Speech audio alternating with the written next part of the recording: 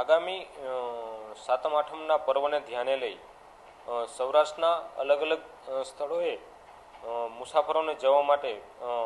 રાજકોટ વિભાગ દ્વારા પૂરતું આયોજન છે એ કરી દેવામાં આવેલું છે,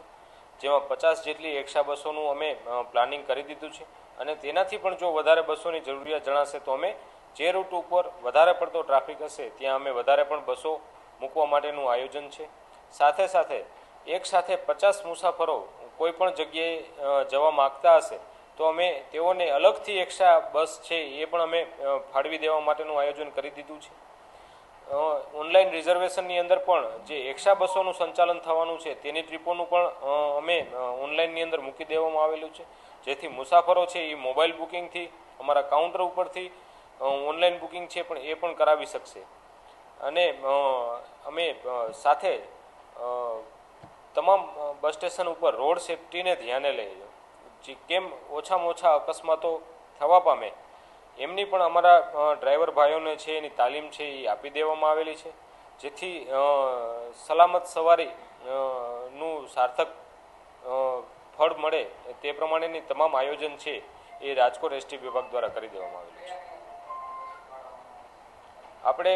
ખાસ કરીને રાજકોટથી અમદાવાદ તરફ છે, રાજકોટથી વિદ્યાનગર અમદાવાદ બરોડા તરફ છે, સુરત તરફ છે, જામનગર તરફ છે, મોરબી તરફ છે, જુનાગઢ તરફ છે. આમ સૌરાષ્ટ્રના જે મહત્ત્વના જિલ્લાઓ છે તે તમામ જગ્યાએ છે આપણે એસટી બસનું એક્સ્ટ્રાનું સંચાલન છે એ આયોજન કરી દેવામાં આવેલું છે.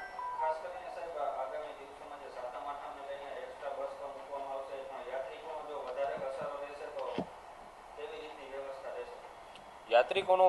વધારે ઘસારો રહેશે તો એ જે સ્થળ માટે વધારે પડતી માનો કે મુસાફરોની સંખ્યા જણાશે તો ત્યાં અમે એના માટે વધારાની બસો પણ અમે એક્સ્ટ્રા છે એ મૂકી અને મુસાફરોને એક જગ્યાએથી બીજી જગ્યા માટે જવા માટેની પૂરતી સુવિધા છે ઉપલબ્ધ કરાવશું. કોઈ પણ મુસાફરોને કોઈ પણ સ્થળે જવા માટે મુશ્કેલી નહીં અનુભવાય એ પ્રમાણેનું આયોજન છે એ કરી દેવામાં આવે.